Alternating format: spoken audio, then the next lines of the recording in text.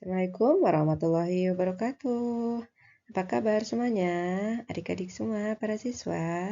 Jumpa lagi dengan saya Ibu Naes.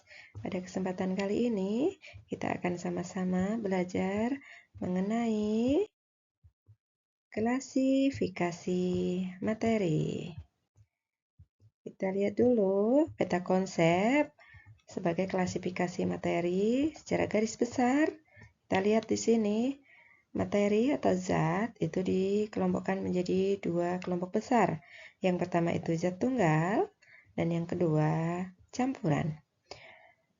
Kelompok zat tunggal atau zat murni itu digolongkan menjadi dua kelompok lagi, yaitu unsur dan senyawa. Nah, unsur merupakan zat yang tidak bisa diuraikan lagi menjadi zat baru.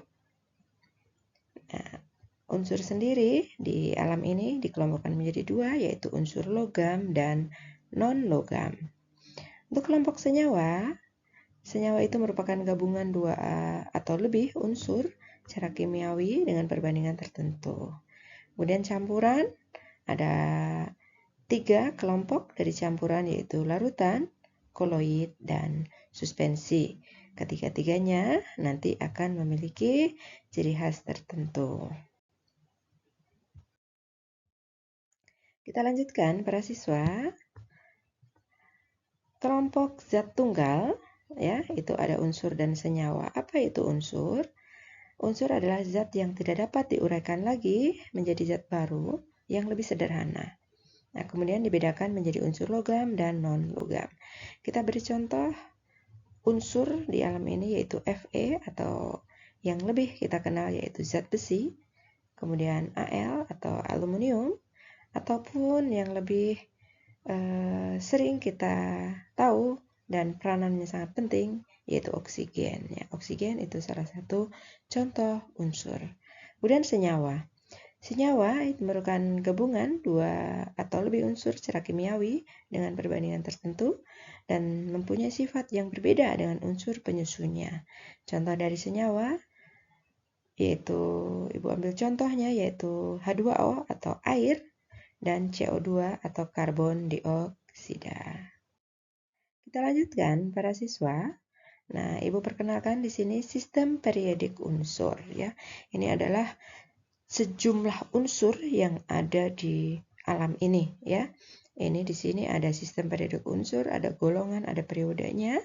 Nah, ini adalah ada golongan logam maupun non-logam. Nah, ini tidak dibahas secara detail untuk sistem periodik unsur. Jadi kita perkenalkan saja di sini para siswa semuanya, segini banyak unsur yang ada di lingkungan kita. Ini bentuknya bermacam-macam, ada logam dan non-logam, ada gas dan lain sebagainya. Kita lanjutkan para siswa. Nah, ini adalah klasifikasi unsur, ada dua macam, yaitu unsur logam dan unsur non-logam. Ya, unsur logam diberi contoh yaitu unsur besi, tembaga, dan seng. Nah, unsur yang kedua yaitu golongannya unsur non-logam, itu contohnya oksigen, belerang, nitrogen, fosfor, dan klorin. Oke, kita lanjut semuanya, anak-anak semuanya. Nah, ini Ibu tampilkan contoh-contoh unsur non-logam yang berperan penting dalam kehidupan manusia atau kehidupan makhluk hidup pada umumnya. Yang pertama adalah unsur oksigen, ya. Semua makhluk hidup membutuhkan oksigen dalam pernapasannya atau respirasinya. Kemudian yang kedua, unsur karbon. Jelas sekali penyusun makhluk hidup salah satunya yaitu unsur karbon. Yang ketiga yaitu nitrogen. Nitrogen digunakan secara langsung diserap oleh tumbuh-tumbuhan dari lingkungannya, kemudian akan mengalir ke tubuh makhluk hidup yang lain melalui proses rantai makanan. Yang berikutnya yaitu fosfor. Fosfor juga dibutuhkan dalam kehidupan sehari-hari. Begitu juga dengan yang kelima, contoh unsur yang berikutnya yaitu unsur sulfur. Oke, kita lanjutkan. Kita membahas senyawa. Pengertiannya yaitu senyawa itu adalah gabungan dua atau lebih unsur secara kimiawi dengan perbandingan tertentu. Nah, senyawa ini memiliki sifat yang berbeda dengan sifat unsur penyusunnya.